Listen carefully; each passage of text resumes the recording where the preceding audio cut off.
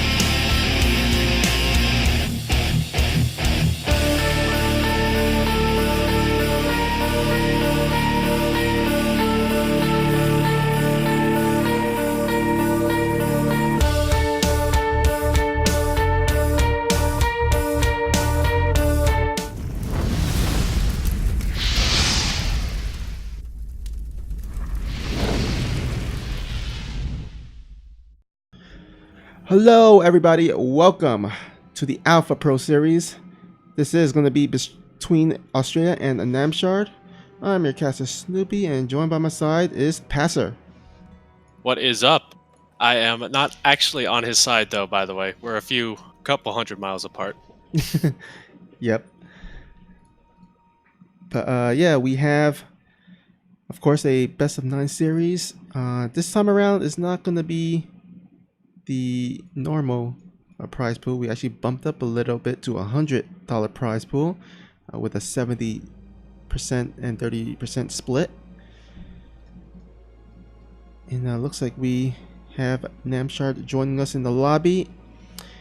And of course, the first map will be chosen by a caster. And Passer here, you have decided to choose Simulacrum. Yeah, you know, this is a really interesting map. I haven't seen too much of it just yet, and that's kind of why I picked it as the first one, because I don't know how much we're going to be seeing it in these premier tournaments. I see. So I kind of wanted to get it. I kind of wanted to get it started early so that we can get a little bit of a better handle of it in the later on in the season as it goes on. Well, I certainly like it, only because, well, first off, it's actually one of those bright maps instead of those dark maps. It makes it a lot easier to obs. Oh yeah, I agree with you on that one. There's too much darkness in this map pool. Alright, why don't you go ahead and do the honors of introducing our first player? Well, Up here in the top corner, we have this lovely specimen from Sweden. It is Namshar. And spawning at the bottom right, we have our blue Protoss from yours truly Alpha X. He is Astrea. Now, we have to make sure you guys know this is not the country of Austria. This is the player Astrea. Yep. A little bit of a different person. I You'd mean, be surprised how much you can get that confused in Google autocorrect. all right. Looks like we have a hatch first from Namshard. And also a gateway from a gateway expand looks like from Australia. So one of the things that for at first glance on this map is that the dirt base is pretty much two entrances with two rocks. You gotta go for that dirt base, or you could actually go for the one kind of below the main base where it's just like really wide open. I want to ask you, what do you think their dirt should be? Should it be the kind of the vertical one or the one just next to their main base? Well, I actually like the one on the low ground a little bit more just because after you have that base secured, you do have the ability to go for a much closer fourth base location. If you're going for the base in the top position, you obviously have a much longer way to that later stage of the game. The one problem with that, though, is for the Protoss player, that is a very open position.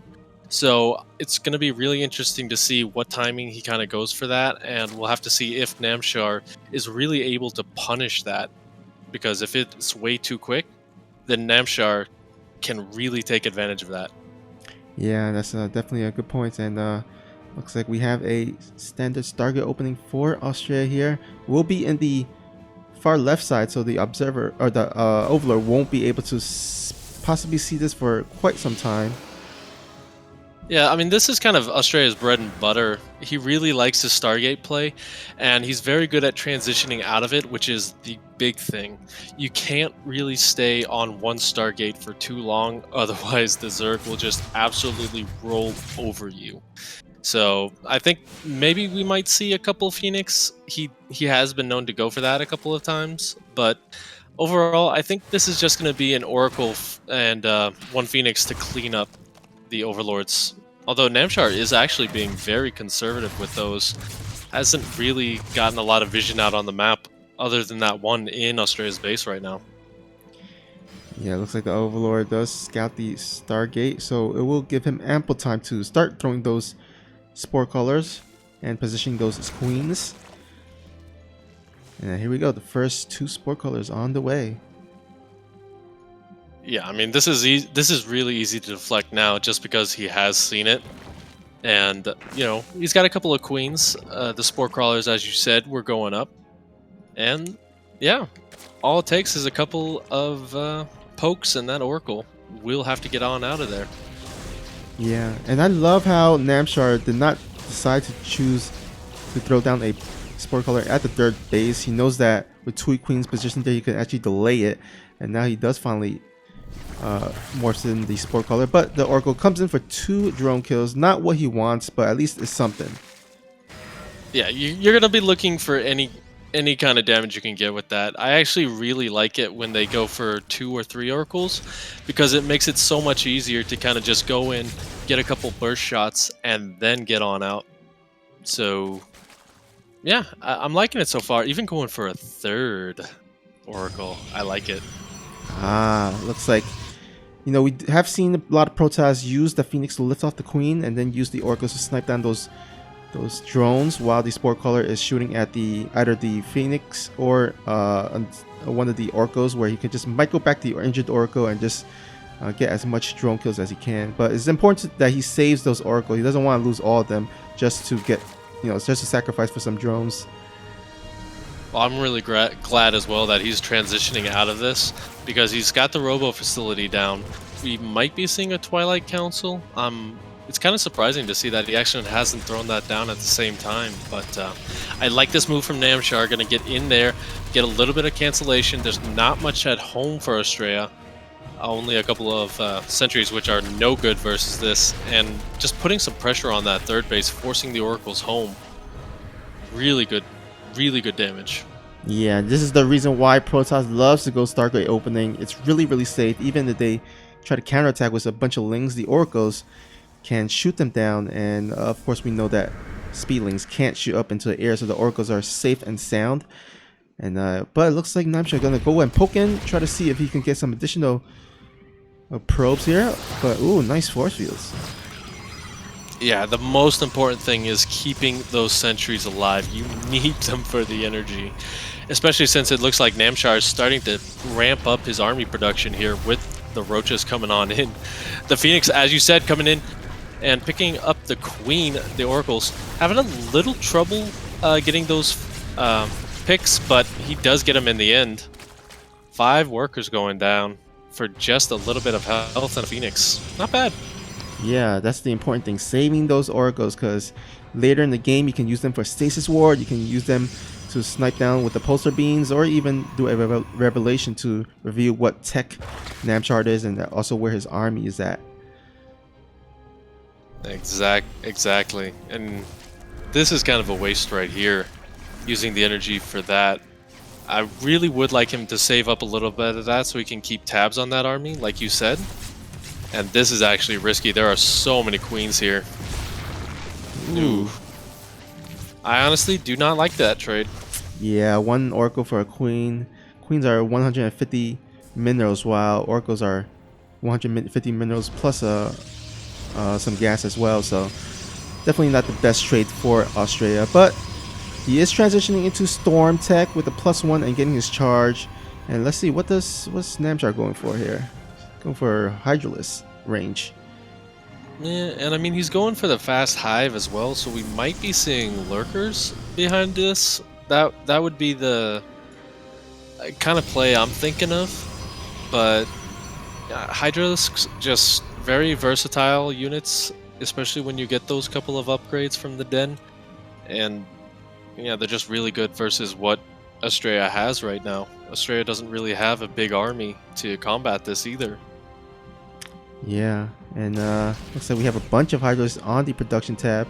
It'll be interesting to see if Namshar does go for a big attack, or if he's gonna, like you said, tech into the lurkers. Although he hasn't thrown down the lurker den yet. So, oh no, there it is. There we go. Boom. The caster curse does not strike this day. Yep. Just watch. Next time though, it is gonna strike, because next time, it's gonna look. He's just gonna make 100 Hydralisks and then build 2 spires behind it. I'm calling it. That's what's gonna happen. Yeah, Namshar's gonna make me look like an idiot. Okay, here we go. Looks like a big, maybe possible attack. But by the way, really nice Overlord spread by Namshar. Look at that. Half of the map is like covered in red. Oh yeah, using those Overlords just... I mean, they're going to be sitting there anyway. Might as well make them do something. So, from having no Overlords out on the map to having a bunch of them on the map, and look at this. They're going to get good vision of that Warp Prism, but not gonna kill it right now. Does not care about it. Ooh, oh no, this is a big surround if he can get it off as Namshar. Actually not going to commit to it either, which is kind of interesting. These Templar, though, need to get back. Oh my gosh, this is just a comedy of errors on both sides here. Astrea for getting surrounded there, and Namshar for getting a lot of his units caught out. Oh man. Yeah, that was a nice force feed by Astrea to kind of prevent the retreat on the top side of the flank, and then that allowed Astrea to come back into the south side to defend his base. And now he's confident enough to take in another expansion. And a blink is almost done, so maybe I'm thinking he's probably thinking this is going to be a muleless transition, but nope, there's actually a bunch of 11 lurkers on the way here. Yeah, and they're about to have that adaptive talents upgrade as well. So now it's going to be very difficult to really get in there. He's going to have to rely on those Immortals and those Templar. And the big thing as well, there's actually not a lot of creep outside of the base range. So that's one thing that's interesting as well, is this will allow Astrea to kind of rotate around the bases, and as you can see, he's kind of doing that right now, just staying off of creep and moving up. As Namshar going to be going for that fifth base location, it looks Ooh. like Astrea just wants to force him back right now. Yeah, we have a little bit of an awkward base trade here. Lurkers will be under siege here at the base of Astrea, but Astrea, he's looking to get a base of his own, but he's going to actually get a little bit of a flank here by the Zerg. He's got to be careful. He just doesn't have enough with this small army. He's really relying on those High Templar with their high energy, and that's just not going to kill the Lurkers fast enough by themselves. Yeah, that's going to force Astrea to recall his whole army, which probably would have been the smart thing because his base was about to go down. But he does lose 19 probes for that without getting any damage done across the map. So definitely, I would say Namshar in favor of after that battle, or after that weird kind of base trade attempt. One thing to note as well, Astrea's just been very slow to kind of build up his army. I don't think he's been maxed yet, and I mean Namshar's been maxed for quite a bit of time. Even that, look at that, even building another Phoenix, or I forget how that Overlord died, but now it's just so difficult to get in with that Adaptive Talons on the field. These Lurkers can reposition and just really cause a ruckus for this Protoss army, even here on the retreat. Oh, Astrea is way out of position for this. Oh yeah, look at that. He's gonna go ahead and I love this, doing this, splitting his army and doing some multi-prong attacks. Although this Hydralisk Lurker force at the top will get cleaned up, and I'm not even sure if the recall cooldown has expired yet. I do not think it, but honestly, at this point, I think Namshar is really just gonna be doing a death by 1,000 cuts. You can see him; he's already sieging this natural base location where a lot of tech structures are, and this army is just so hard to move around. This map is absolutely huge. Yeah. Oh, nice revelation there, but oh man, he's gonna have to actually kill his buildings in order to get a bigger opening there for his units to come. But look at that, all those Lurkers, even though they go down, they get a lot of shots at the Protoss army, and a bunch of probes going down in the main base as well as the Dark Shrine. So no Dark VTs gonna be out here for Astrea. The slow warp and just making sure that they do not get in time. And you know, finally this is cleaned up, but at what cost? 48 workers dead. Namshar is on 5 bases, and you can't build anything anymore. And there you go. GG. GG indeed. And well done there by Namshar. He goes up 1-0 as we have Astrea picking his next map of choice.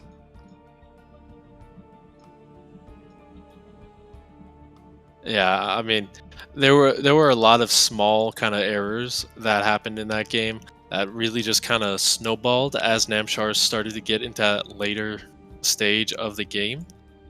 And I think Astrea definitely has the possibility to kind of remedy those on the fly, which is one of his big strengths.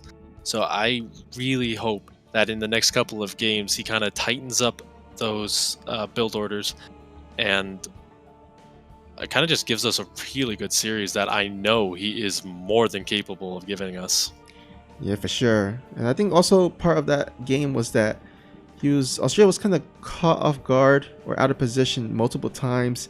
And I think it's basically because he didn't have eyes on the army of Namshar. He didn't see that split of the army, and Namshar was able to make use of the multi-prong attack as well as the out of position of Astrea and just get so much damage done, which is really detrimental for Astrea. So, I mean, that map doesn't have a lot of watchtowers or available vision for you, so you gotta like put some observer, or you gotta revelate, or you gotta put some spotter zealots or something. Hopefully for him, Ephemeron will turn out better this time around. And it definitely should. I'd have to look up the stats for this map in ZVP, but I think it's one of the more balanced maps in the pool, to be, if I'm completely honest. But we'll have to see if this guy in the top can take advantage of this map, spawning in the top position, representing Alpha X. It is Astrea. And spawning at the bottom right, it is the red Zerg player from Infinity Gaming, up 1-0, looking to increase his lead to 2-0. It is Namshar.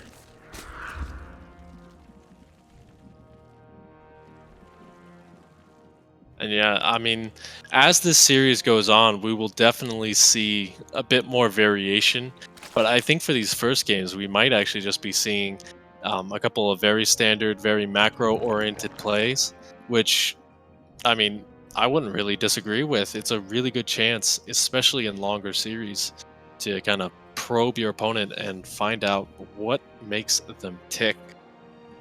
Yeah, I think both these players are pretty known to not be common cheesers, so I think I would expect, like you said, that they will go for a much standard opening and a longer game.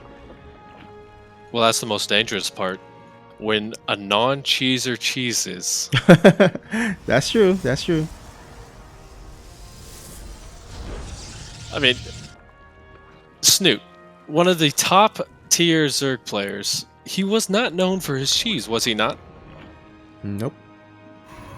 And so when he cheesed, wasn't it amazing? Yeah, that's true. That's a good point. Hopefully we will see a cheese, at least one cheese, out of either of these players. Because who doesn't love cheese, right? Oh yeah, a little Gouda after a day of playing StarCraft.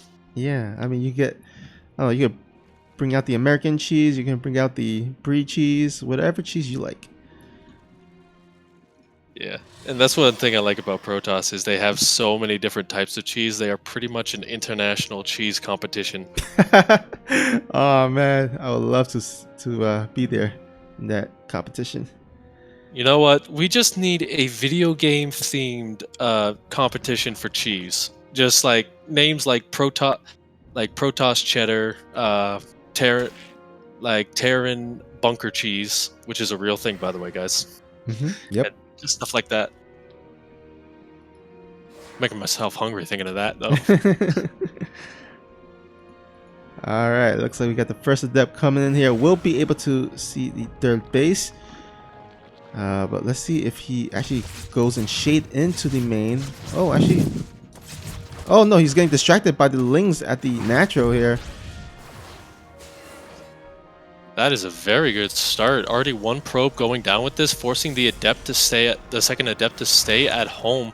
And this is an amazing scout for Namshar because he knows that we have that robo facility, and I don't know if he saw charge starting up, but that is really important as well. Yeah, it doesn't look like he did, but I mean, he knows something's up. You usually never see a robo facility first. All right. Oh, I think I know what this is. Ah, it looks like. Looks like the Charlotte build. So what I think is going to happen is he's going to get that warp prism, and then after that he's going to warp out maybe 2 to 3 immortals, and after that he's just going to stop mining gas, build 4 or 5 gateways, and then just try and kill him. This is such a powerful build if that's what he's going for. Ah. I really hope that's what it is right now because it's been a while. But yeah, Namshar, he's just kind of getting that Roach Warren, getting that layer up as well. So he doesn't really have anything that he needs to react to right now, other than these adepts coming across the map. And I mean, those are pretty easy to kind of deflect. Well, certainly Namshar senses that there is going to be a kind of aggressive push here soon because he is building a lot of units in the production tab. Actually, he's going to go ahead and try to do a counterattack with these lings. Unfortunately, he does bypasses the war prism, so Astrea will be able to see this, and we'll have to warp in some units at the front gate. But here we go. We have a bunch of charge lot. No, not a lot of charge lot, actually. Just only 3 in the war prism. Doesn't get much damage done as Namshar is well positioned. Yeah, and actually getting that Templar Archives behind this. Kind of hoping for that overreaction, I bet, out of this. But, yeah, oh, he gets in once again, and this is absolutely devastating. Even if he doesn't get a ton of probes, but he has, this is just so distracting and can really throw you off your game, especially if you lose the Templar like I think he just did. Yeah, he lost 1 Templar, and Namshar gets a bunch of scouting information as well as some additional probes. And oh boy, this is not good for Astrea. Astrea, my man, having some I can't even form words to say that, because that is the most terrible thing that can happen. And look at this, Namshar is just gonna keep doing these small little pushes with these lings, just some light pressure, not meaning to kill him, and it's really doing the job. Yeah, it's denying this third base for so long. And this is such a kind of a weird build. Astrea going for some really fast storm. Oh, actually, I think he's going for some storm drop play. Yeah, that's interesting. But yeah, if you can get it off, it's great. Oh yeah, but the question is if you can, right? Yeah, these queens. Yeah. They are the weather reporters. Like, they know it's not stormy in the forecast today, and they're gonna keep it that way. But a couple of devs coming in here, getting maybe 2 or 3 workers. That War Prism, you know, kind of just giving a couple free pokes because he knows the devastation. Oh my god. That was worth it. Yeah, that kind of pulled him back ahead of the game, actually. Although he's still down by a big amount of army supply. So as long as he can hold on, but he's at least pulled himself back into the game when he was, I would say, really far behind. Well, the problem is this is such a low econ game for both sides. We still only just now cracked 50 workers for the second time, and oh no, I think Astrea might just be dead here. A couple of good storms going to help him out. The Immortal in the back still praying away, but unfortunately that War Prism does not get in time, and Namshar going to take game number 2. Alright. Kind of a weird game 2 there, as just I just feel like the build order just wasn't great for Astrea there. Yeah, I mean, it kind of just seems like he's getting these build order losses rather than Namshar just outclassing him. That's kind of how I feel with it. Yeah, now Namshar is up to a quick 2-0. Of course, it will be Astrea map of choice once again, so we'll see if he can pull a rabbit out of his sleeve and get his first win on the scoreboard. Like, I'm sure he'll be able to. I'm sure he's about to pick like the perfect map. And he has picked the perfect map. Oh, he wants to play on Central.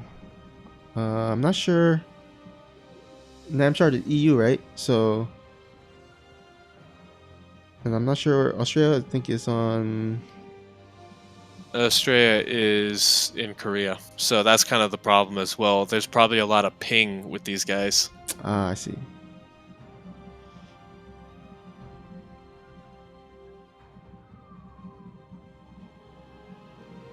But yeah, Zen is gonna be the next map. This is one of the more artsy fartsy kind of maps, which I really like.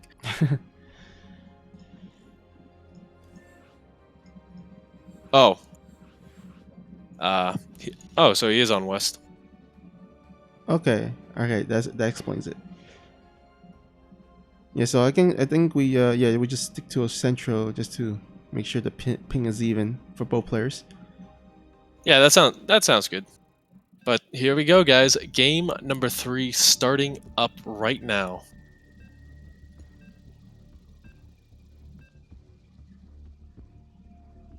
You know, the thing I hate about custom games is just how much longer the countdown is because, you know, you're so accustomed on ladder to seeing three quick beeps and done, and then all of a sudden you got 7 more before you start. It's so nerve-wracking. Yeah, I feel ya. But I mean, speaking of nerves, we got this guy who has nerves of steel in the top position, looking to bring this game back in his favor. It's Astrea. And spawning at the bottom left, you have the red Zerg player in a really good 2-0 lead, looking to push it to even 3-0 lead. From Infinity Gaming, it is Namshar.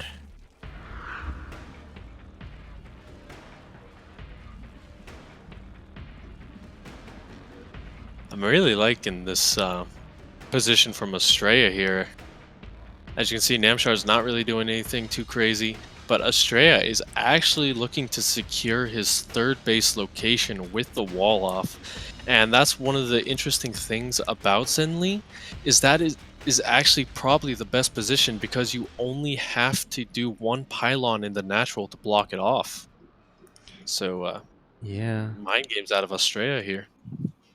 I think the logic is that he takes us the harder third or harder second, and then it'll kind of secure his natural, the one that's next to his base, a lot easier if you can secure the third that he's going for right now, or the third base area. You know what would have been really funny?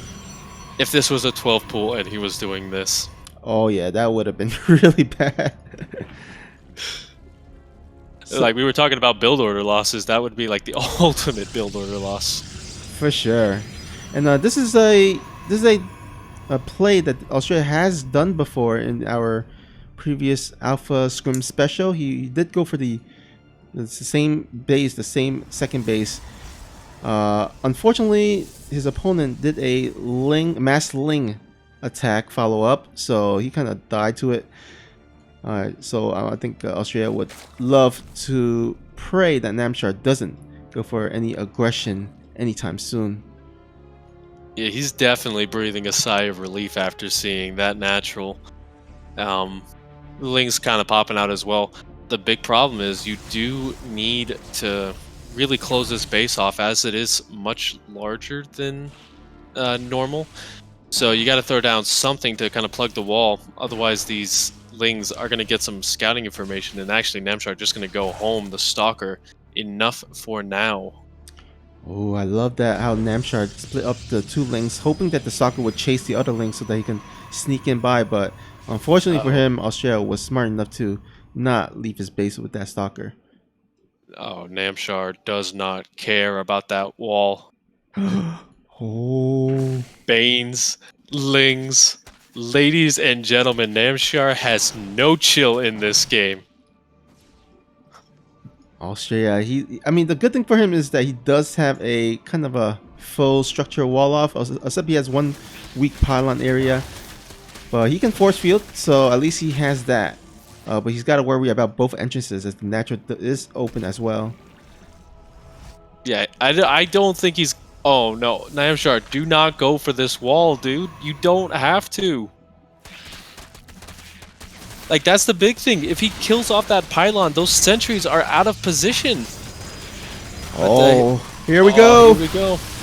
One Baneling goes off. The rest of them do go down. The Lings do not have enough surface area, however, so Namshar not able to get in, but he will kill off this Warpin, which is still nice, but the wall will hold for right now.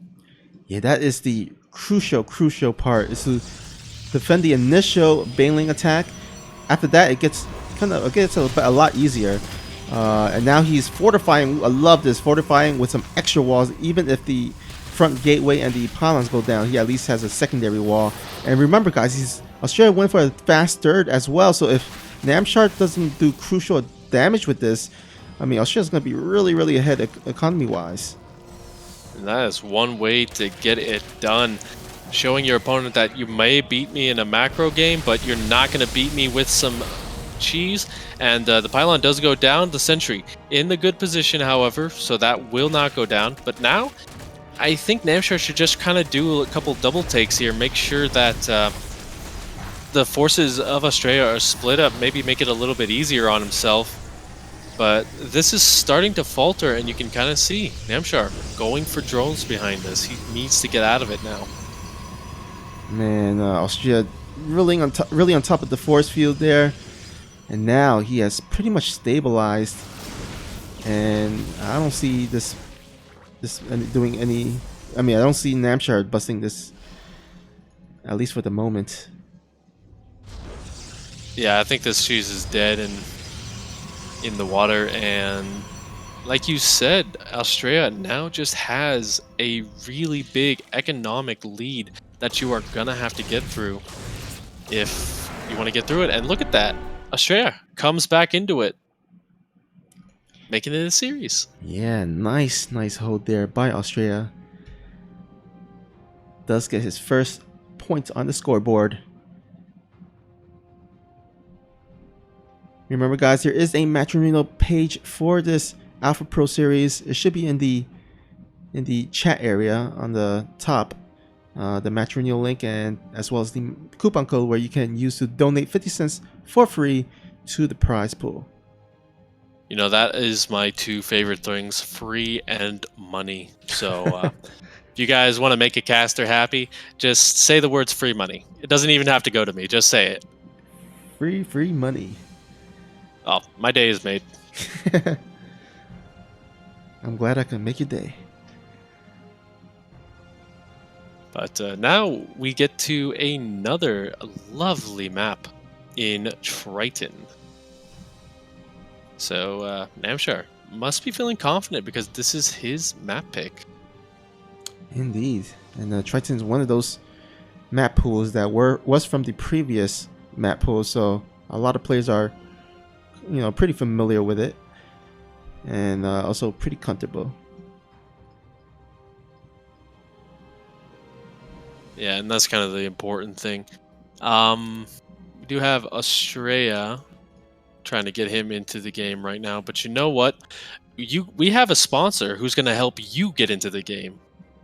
So check out our sponsor, GameStop. Always bringing power to the player. You guys need to check out their new esports initiatives and, you know, add a little bit of money to the prize pool in doing so. Because GameStop, power to the players.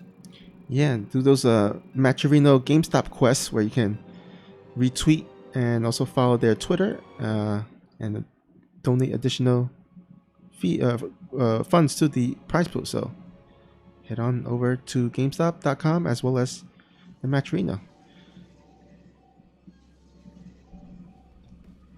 And before you do that, guys, we do have a nice game right here for you to watch. So without further ado, spawning in the bottom position, he is Astrea. And spawning at the top left in the blue trunks, it is Namshar.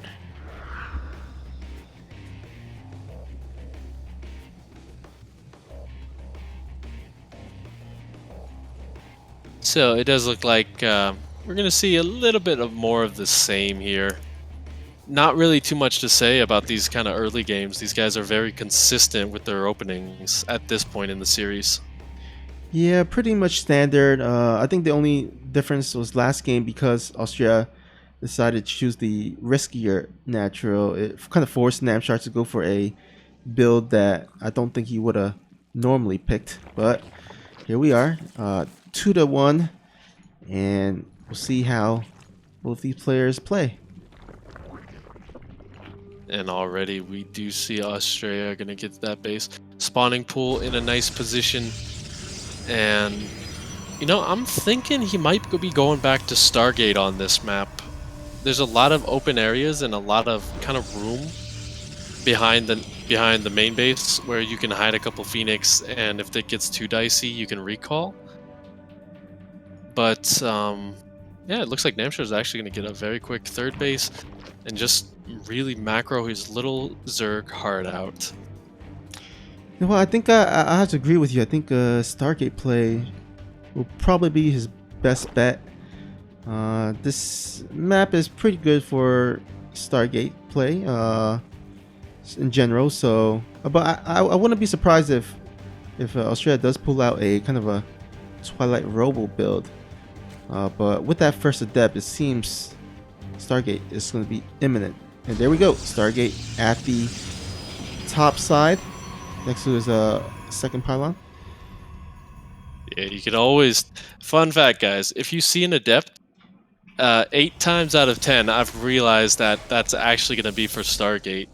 Because getting that adept first is not only good for scouting information, but it also saves gas that you can throw down the Stargate with. Yeah, and also a good sign is if the warp gate doesn't start immediately. That means that the extra gas are being put into the Stargate. So that's another additional good tail sign.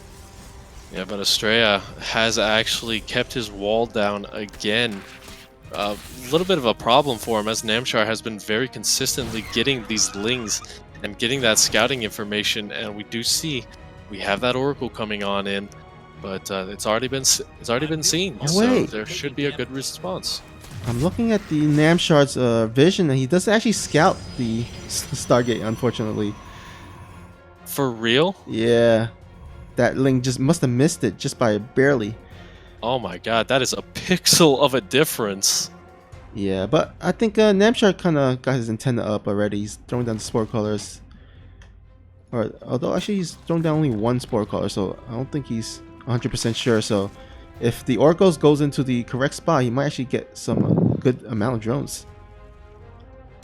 Yeah, there are a couple of queens in position, but here we go. He's gonna get a couple for his trouble. Needs to get out of there. Doesn't want to take too much damage on the first Oracle. You really got to wait for the second Oracle after this, and yeah, a nice little start to get things rolling. Yep. And you know what? Actually, Astrea has followed up with a Robo Twilight with 2 gases. So this is looking like maybe possibly is going to be a Sentry. No, actually, you know what? I think he's just going to go for the dirt base, and then because usually when the Protoss would like kind of delay his gases a bit, but for Astrea it looks like he might go for a Templar archive after this, and then maybe his Archon drop or something. He has like the Templars. Problem is he hasn't really had a lot of units to kind of buffer for them. Oh no, Namshar. He's got that Overlord coming across the map, and the Nidus network is on the way, boys. Oh man, this is one dark area that you can actually plant down the Nidus. So this is gonna be pretty devastating if Astrea doesn't scout this. I think oh, sorry, go ahead. No, go ahead. I think all Protosses want to throw down a pylon around their bases just to make sure Nidus play isn't. Oh, actually, he does see it. He does see it. Will he respond in time? I don't know. We do have Namshar going in on the third base location as well. I think a recall was just used in the main base for that Oracle, but there is absolutely nothing here. Oh no, this is torture. As the queens get out, this becomes so much more difficult to deal with. As you can kind of see that the Nidus network is going a little bit slower because of the new patch, but this is still absolutely devastating for his economy. Yeah. Just so much time lost. Yeah, damn, this is going to be really, really tough, and it looks like Astrea will have to sack his main base, but that's where all his tech is, so he got to remake all his tech. Oh, man. Oh, no. No more energy left on that Oracle. I think Namshar really can just jump around these 2 locations and be done with this game. He's trying to focus down the Nidus network, and he does get it, but there's still enough lings to kind of jump around and just be a real nuisance here. Astrea, to his credit, has a pretty good wall off for his main and natural. So maybe it won't be that bad, but unfortunately now he is supply blocked for quite a bit of time. And yeah, I just don't see how he can really get out of this efficiently, because he's going to need to take some really good trades. Yeah, third knight is outside between the natural and the third, so this is gonna make it kind of tough for Astrea to defend. But boy, there's a lot of lings.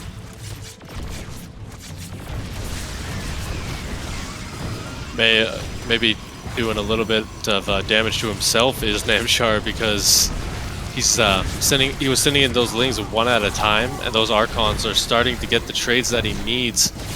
The War Prism, really nice addition to all of this, because it will allow him to juggle those immortals. But look at this. Namshar doesn't even need to really get in there anymore. He just is droning up at home. Yeah, he's gonna get 4 bases compared to the 2 bases of Astrea.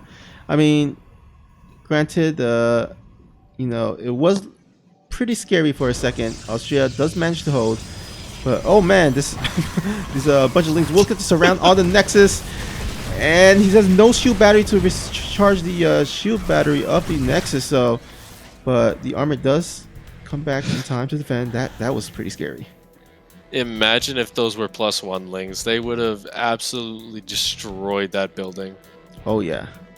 But now it's cleanup duty for this War Prism, which is kind of sucky, because you would want to send these units across the map and do some counter damage. But I do not know. Astrea still has a lot of work to do, but it looks like he's starting to make a push in the center of the map, engaging those lings. And just moving out nice and slow, not gonna be too aggressive here, I believe. All right, Astrea, will he commit to the attack? Currently there are 15 banelings on the production tab, 18 lings on the way as well. So Astrea is gonna, I mean, it's not looking too good, especially since he's on creep, but looks like Astrea does realize this and will back out. You're not even really getting a lot of creep towards either. That's just gonna really not hurt Namshar in any way, size, shape, or form. As Astrea goes for his tech. Yes. Oh no. Oh boy. This is gonna be so hard to defend, I feel. Yeah, and look at that. Namshar is actually splitting off his banelings to the side. Probably going to do a double prong where he's going to roll his baneling into the natural while attacking at the outside. And here we go. Baneling's rolling. Oh no! Oh, the wall is open. This is not good. There's actually not that many probes for these guys to hit, which is kind of funny. But after this, he is going to pounce on that 4th base. Actually gets rebuffed here a little bit. Ooh, big shots on those Archons as well. Yeah, but that attack was just bait because he got a bunch of probes with those being attacked. But there is a small counter attack by Astrea with these Zealots, but does not seem to get too much done. There's only 8 drones going down compared to the double digits amount of probes that Astrea did lose to those banelings. Yeah, so overall that was nice counter damage, but I mean, at what cost, Kylaris? Yeah, it's pretty tough there for Astrea to swallow. But he does have Storm on the way, so if he can get some good Storm, he can kind of crawl back. But there are a bunch of lings actually coming down. But also, actually, you know what? Nice Basis Ward there as well. I think the big thing right now is Astrea just needs to keep the pressure off. He needs to kind of rebuild. His economy still in shambles. It's currently only 57 workers right now.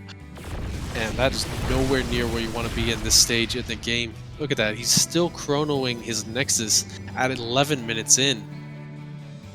Yeah, definitely tough position for him. And it's going to get tougher even more because the Greater Spire is about to finish, which means Namshar is going to have access to those tier 3 units such as Broodlord, such as Ultralisk. And at that stage, it's going to be really tough to come back into the game. But it looks like Astrea might actually attack at a really nice timing, was right before Greater Spire, and he's actually going to do a double prong with a War Prism in the main. But nice split there by Namshar. Got a few roaches there to defend. We got something going towards the 5th base as well, just trying to do what it can. The Spore Crawler's in a nice position, just gives time for the army to get over there. A couple of Ravagers actually getting picked off, which is really nice start to all of this. And actually, he's committing a lot just to a small amount of units. The Storm energy is absolutely massive, but I mean, he's kind of out of time here. As we got Broodlords popping in just a second. Ooh. Big hits as well. Yeah, some nice storms, but the rest of the army does come and help defend, and he should be able to push us back here. Yeah, that's all his tech really gone for Astrea, as we do have only about 3 Archons. I think that's the main push of his army. Just a bunch of Zealots left, and last I checked, and you can quote me if I'm wrong about this, Zealots don't shoot up. No, I don't recall them shooting up. I mean, if you get them some stim pack, maybe, but maybe the patch notes can tell us later. I mean, unless Blizzard wanted to give Protoss a Merry Christmas gift, but yeah, I don't think Zealot's gonna shoot those Broodlords anytime soon in this century. Wow, there's actually a bunch of different counterattacks all over the place by both players. Checks are just coming a little bit too late here, and there we go. GG. Namshar goes up 3-1. It's about 2 games away from winning. Yeah. And now, the past few games, it was Namshar's map of choice, but now it's actually switched back to Astrea. So let's see what map he chooses next, and hopefully, I mean, I'm hoping that he changes up his build. It looks like Stargate is not working out quite as nicely for him these past few games, so maybe we can see some nice different build order here from Astrea. I'm sure he would love to do that. And honestly, this is kind of the point where you ask yourself, what am I doing wrong? And the build order is part of it, but I think there's a little bit more as well. But just got to get the map out of him. Yeah, I think unfortunately for Astrea, first he didn't scout the Nidus, so you usually want to send a hallucinated scout to see what's up, see if there's a Nidus, and then when the Nidus was morphing, he had ample amount of time to snipe it down. So unfortunately for him, he did not was not able to snipe it down in time. Actually, I don't think he had a lot of units to even snipe it. I think he only had like oracles at that point, so yeah, it's pretty tough. I think the main thing you need to do when you're going for against an early Nidus play is to just mainly scout it and then prepare for it,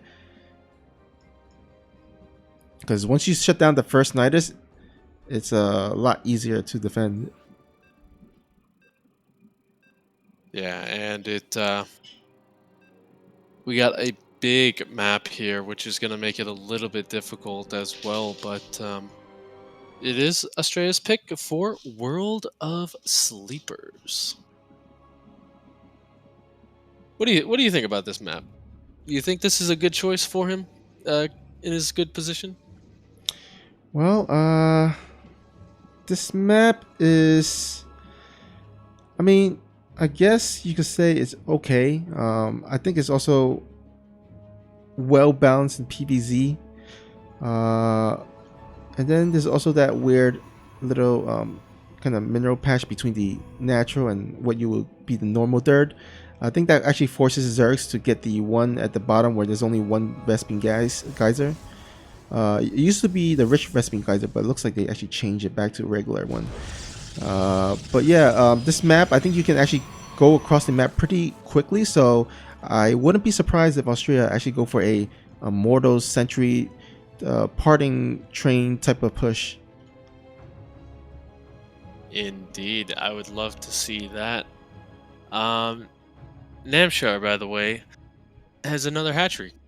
You know, I don't think we have seen him throw down a spawning pool first once in this series, which is kind of interesting because when you're playing against Protoss, that's always got to be one of those things in just the back of your mind, noticing that you may be getting some sort of probe or forge or any kind of rush early on. So the fact that Namshar feels confident enough to just get that hatch first says a world of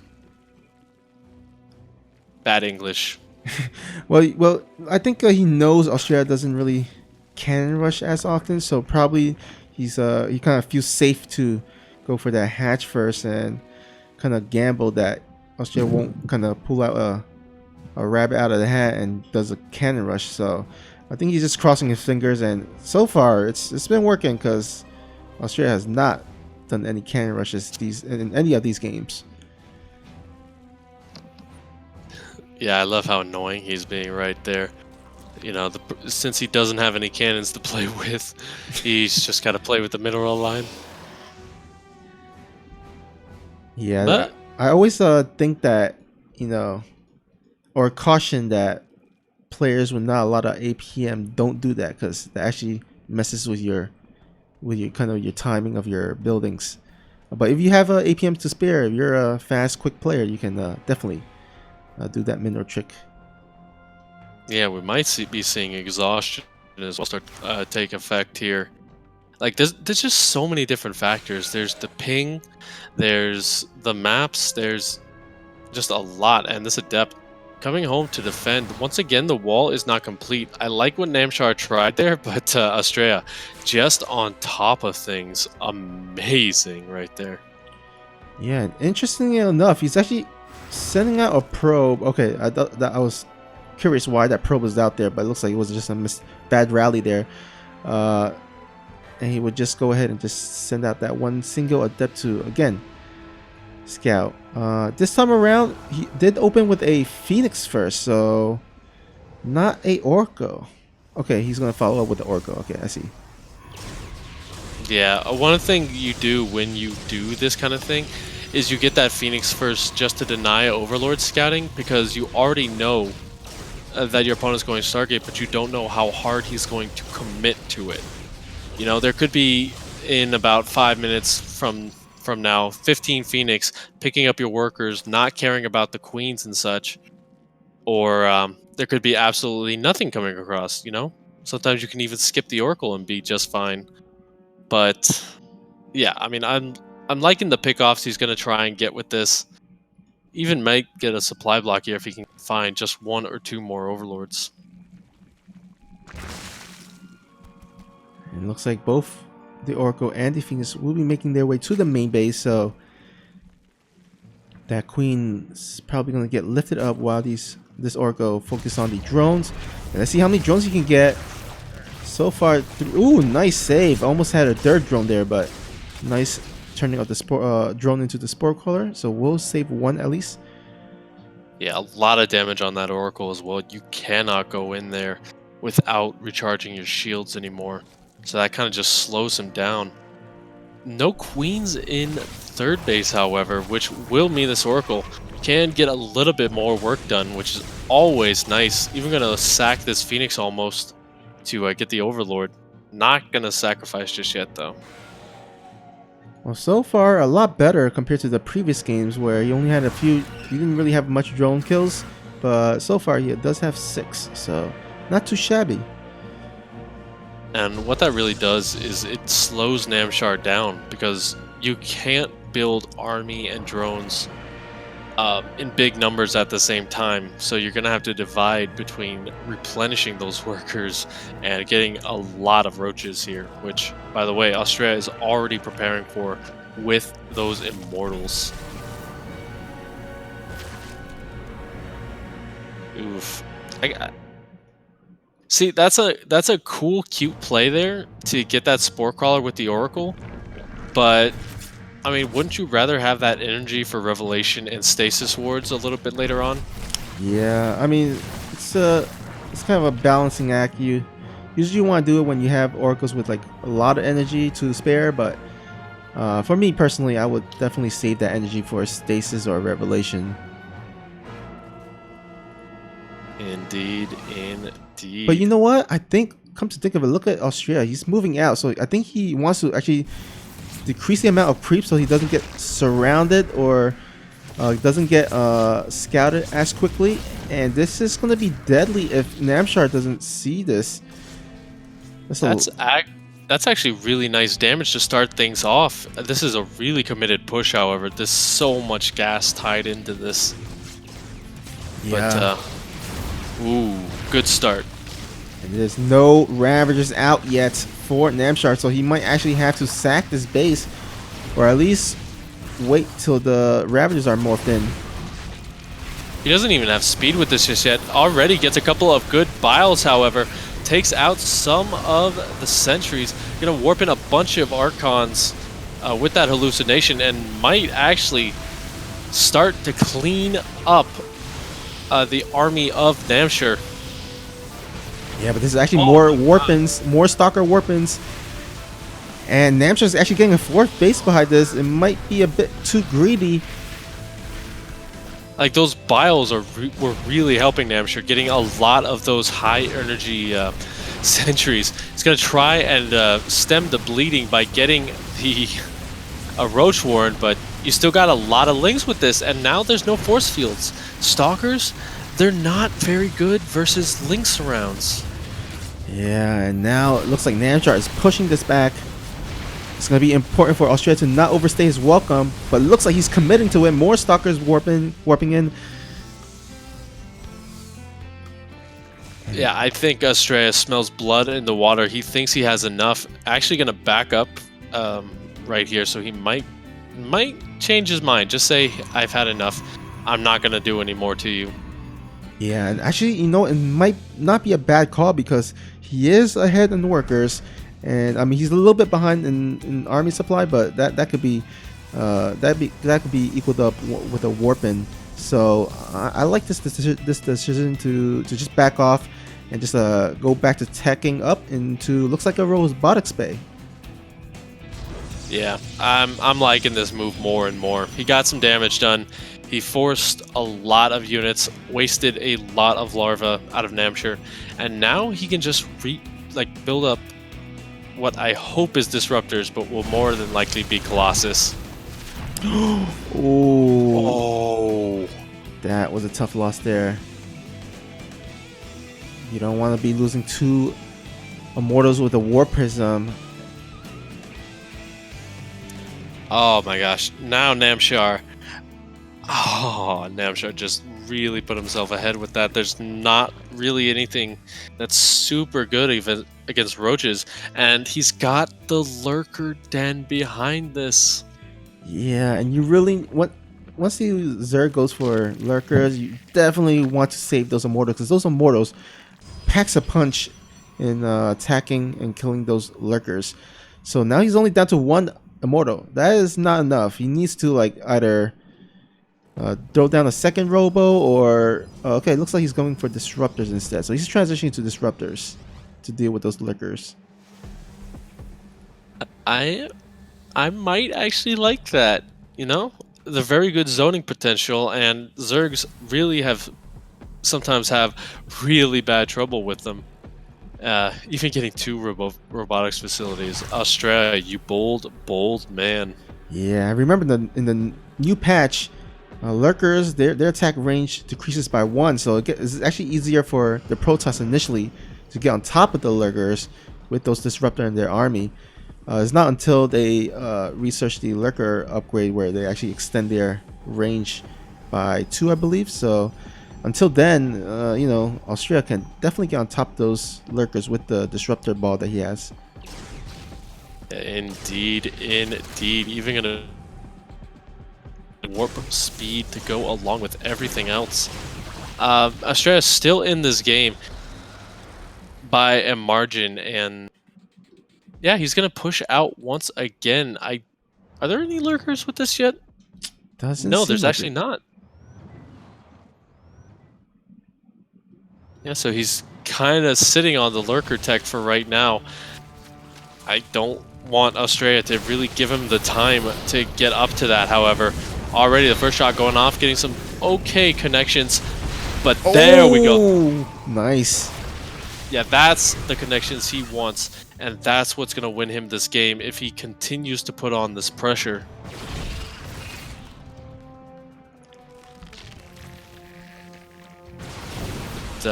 One lurker in production here. Actually, Namshar doesn't have much gas.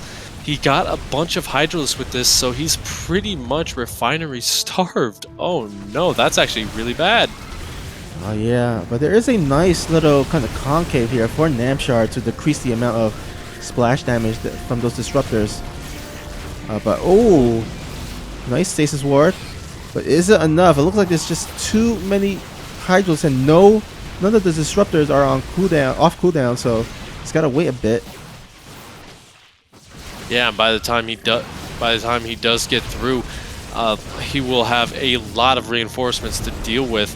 Adaptive Talons is on the way. He has already gotten the range upgrade, and the Hydralisks just gonna march on in. Blink will save a couple of them, but it looks like Namshar has reclaimed this position, not taking those big hits anymore as he knows where to move.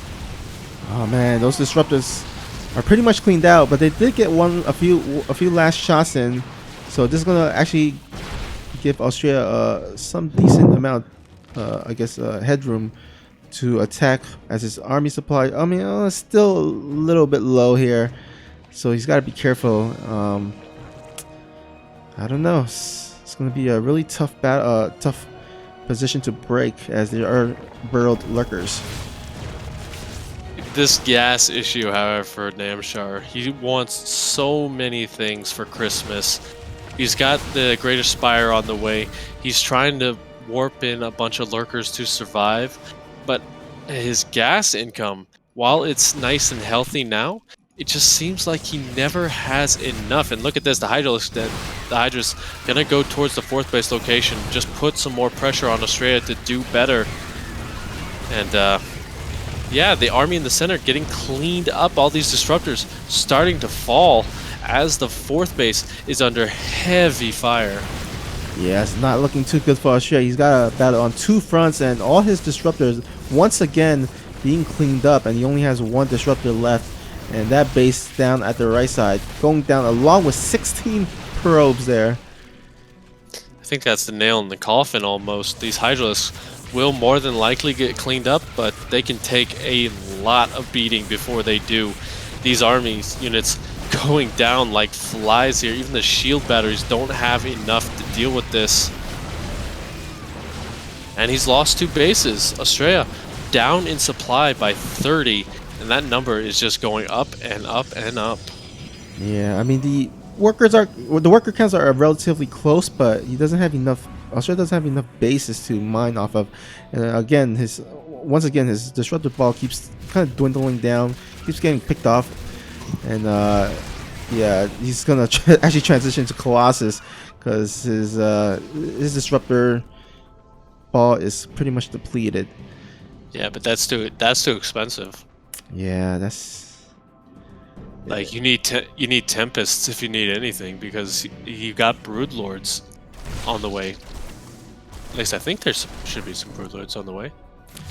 Yeah. Well, he's buying himself time with this little Zealot counterattack, so that at least should push Namshar, his army, back at home instead of attacking across the map. And this is going to free Astrea to possibly clean up some creep tumors, but he's going to be careful of overcommitting here, because there is a nice spread, nice little flank set up by Namshar. Oh my god, almost a 360 surround here. Oh, if Namshar would have gotten that all at the same time, this would have been so good. But those Hydras on move command, actually some small mistakes from Namshar. Losing units he doesn't want to lose just yet. Oh my gosh, that would have been an amazing way to end this game for Namshar. Yeah, but as you can see, it's really difficult to set up a 360 surround. You gotta time it correctly, and looks like we have a little bit of a counterattack here, a little small skirmish of army by Namshar, but we'll force Astrea to recall and clean this up. So you know what? Australia is kind of cleaning up little army here and there, and all of a sudden the supplies are pretty even. Well, you look at that. Oh, what do you know? Astrea doing what he can. Yes, The sir. question, I mean, the big question is Namshar going to transition anytime soon? It looks like he kind of smells blood in the water and has been sticking with what he already has. Those guys have adaptive talons, but they don't want to morph anywhere outside of creep just yet. Oh, no.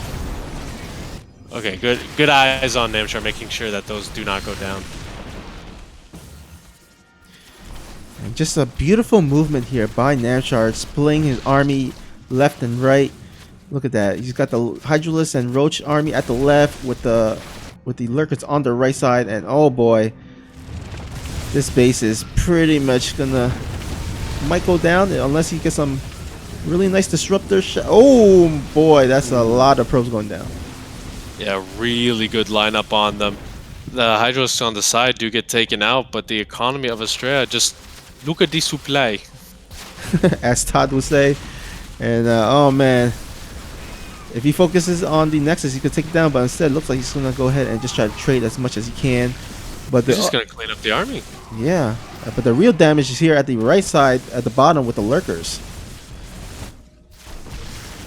No, I think, yeah, this is the final siren call as our Zerg, our lovely Zerg, going to be getting one more wave of Hydralisks. He's still got plenty of Lurkers on the field, and Astrea just kind of running out of steam here. Oh my god, look at that. Oh, that hurts in so many different ways. Beautiful, beautiful transfuses.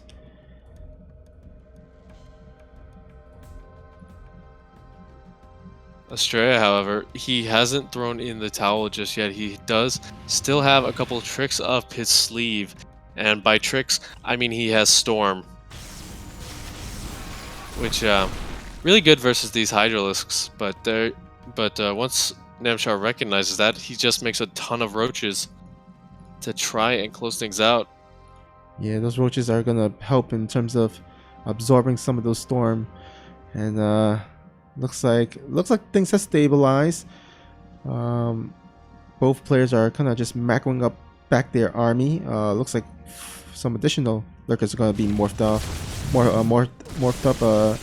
While moving towards the south side. He keeps trying to go for that. Like, he keeps trying to go for that bottom base, does Astrea, but he hasn't actually taken the one that's on the other side of the mineral line. This is just so hard to defend for him. Disruptors not getting the shots they want. They do weaken one of those lurkers, but that's not enough right now. You gotta be getting those kills. Mm-hmm. But I would like to commend Astrea for at least splitting his army correctly, because he does see the pattern of Namshar splitting his army, and he's going to do the same thing as well. And so far he's actually defending okay, but the top side, all his Archons and Colossus are getting focus fired. It's not looking good, and now the bottom side is under siege. Oh boy, Namshar is going for the kill here. Oh man, yeah, a lot of the high-tech units are going for Astrea, and once those go down, you can't fight this with just pure gateway units. We got another big warp in of Zealots coming in, but the Colossus does fall, and these bases are completely exposed. Now the Lurker, they're just killing everything. Yeah, I mean, Astrea finally brings his rest of his army from the bottom side, but is it a little bit too late as the Lurkers are making their way into the main base, and that's where all his tech and upgrades are. Gotta say, Astrea really duking it out right now. He does not want to go home with any extra wins. This is a really kind of just way to kind of get into Namshar's head and try and kind of rattle him for the next game. Oh man, this is looking dire and dire for Astrea. This possibly losing another base. And these double prong attacks from Namshar has been just so on point and so deadly throughout this whole game. And there we have it. Yeah, GG. Namshar gonna be taking a commanding 4-1 lead here in this best of 9 series.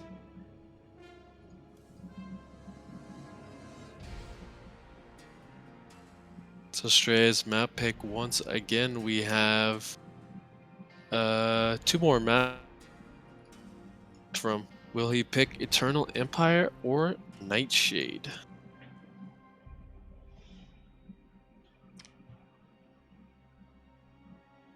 Either way, it looks like Astrea will have to go for a reverse kill in order to win this.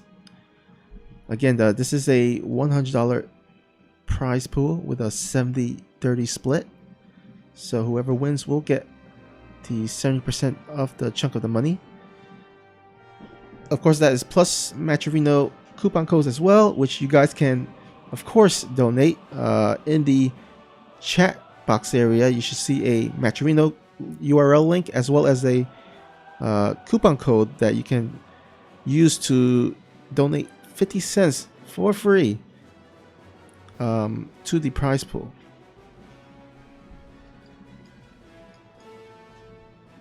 May not sound like a lot, but if everybody throws in their codes, that prize pool goes up significantly.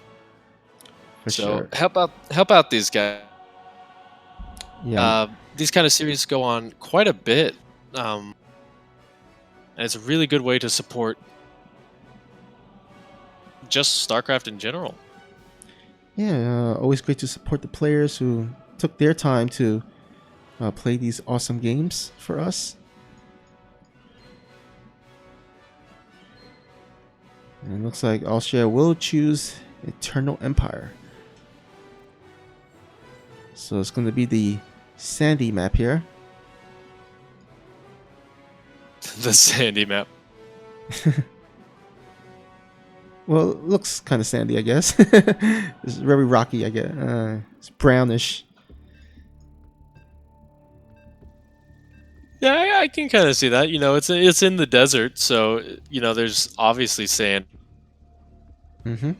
most of the time.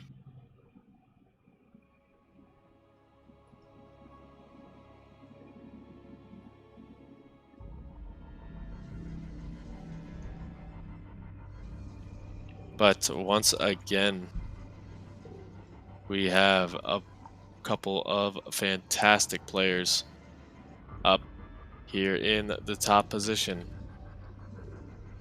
It is Astrea.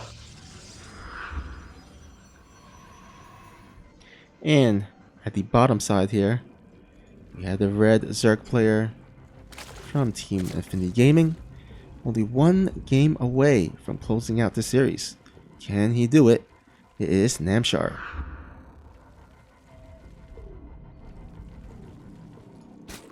Just a dominating performance from him today, showing that why he is still on top after all these years.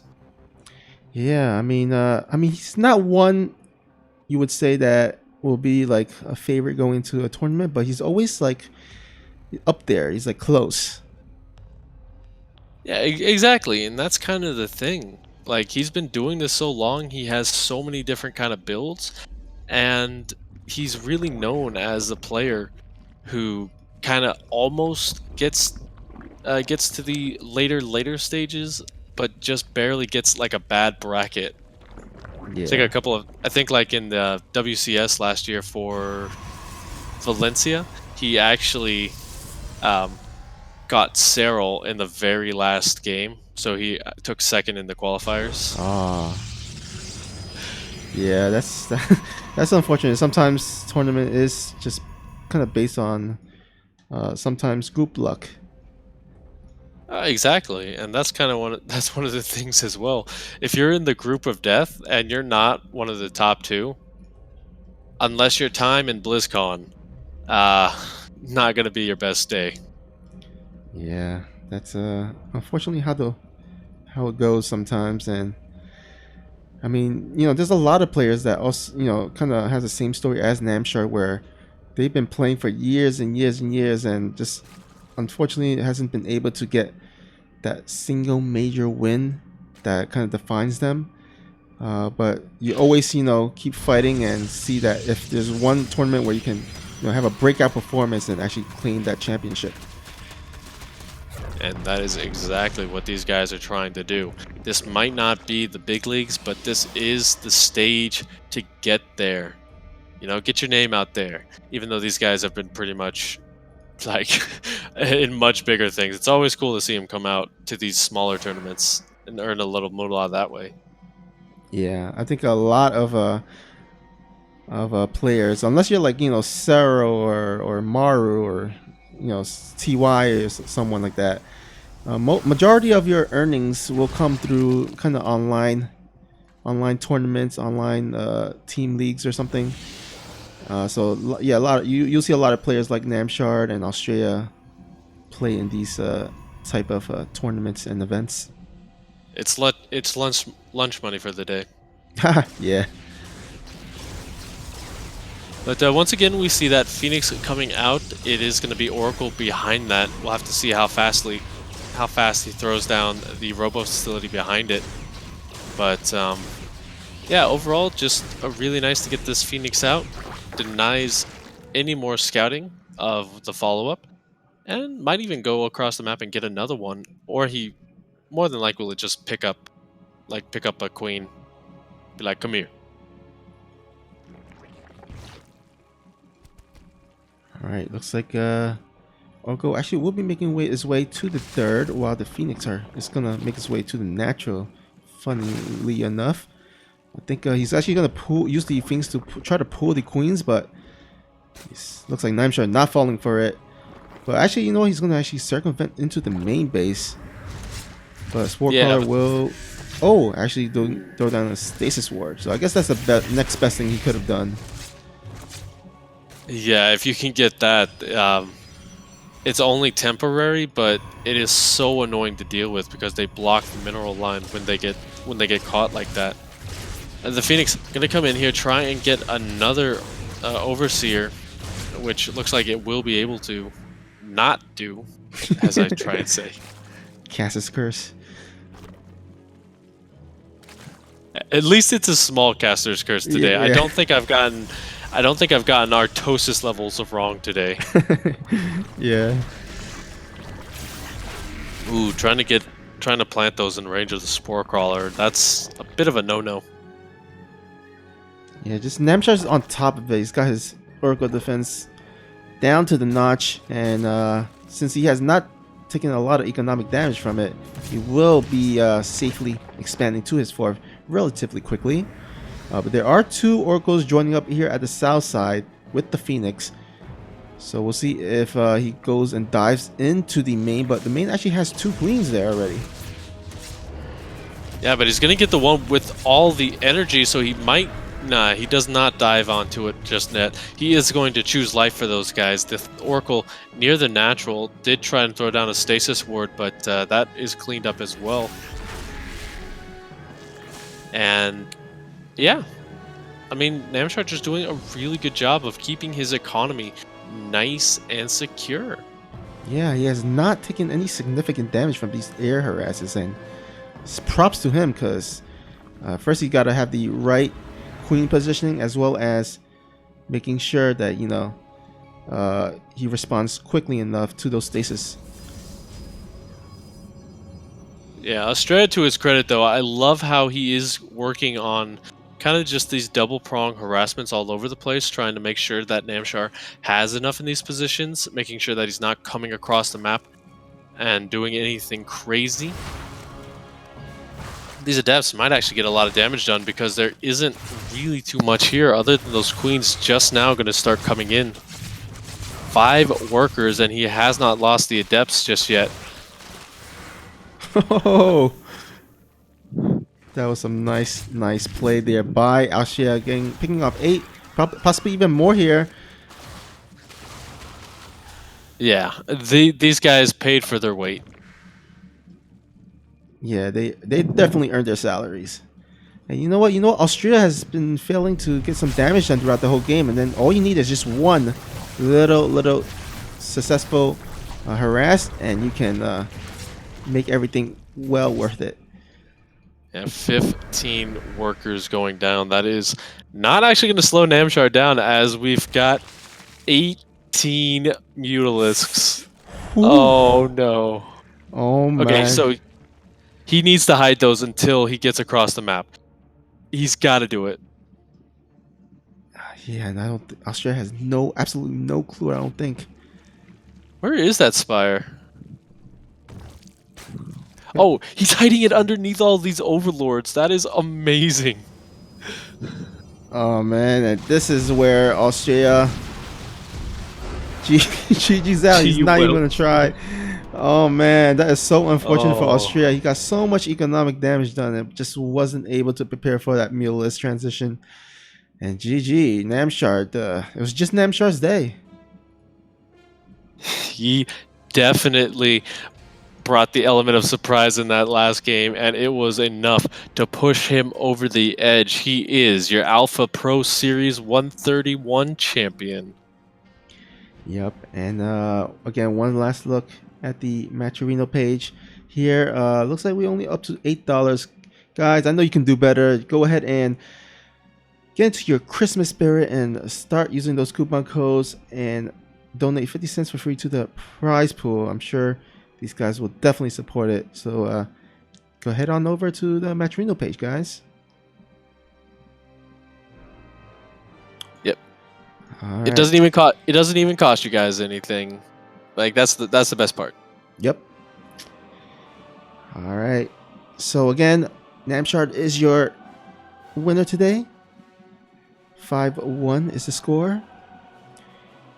And why don't you go ahead, Pastor, do one last shout out to our other sponsor, 24-Hour Fitness. Oh, I don't have the script for them, but you know what? Just like your fitness, 24-Hour Fitness does not need a script. Whether you're trying to become the best you or even just trying to get a little bit of that beach bod, with over 400 plus locations in the United States, they have something for everyone, and you guys need to head in. You need to get your free workout plan from them, and yeah, I think they're still doing that 7-day free trial, if I'm not mistaken. I'm not sure. I know 3 days for sure. I think 7 days might be for some. I don't know. I don't remember. But either way, you get at least the very least a 3-day free trial. And you know what? Christmas is around the corner, so it might be actually a good Christmas gift to give someone a 24-hour fitness membership. Indeed. So check them out at the Matcherino page. Again, check them out with that Matcherino quest, and add a little bit of money to the prize pool as well. But yeah, thank you guys so much for tuning in. Yeah, hope you guys enjoyed the games. And until the next time, we'll see you then. This is your friendly neighborhood puppy dog Snoopy, as well as Passer, signing out. Peace.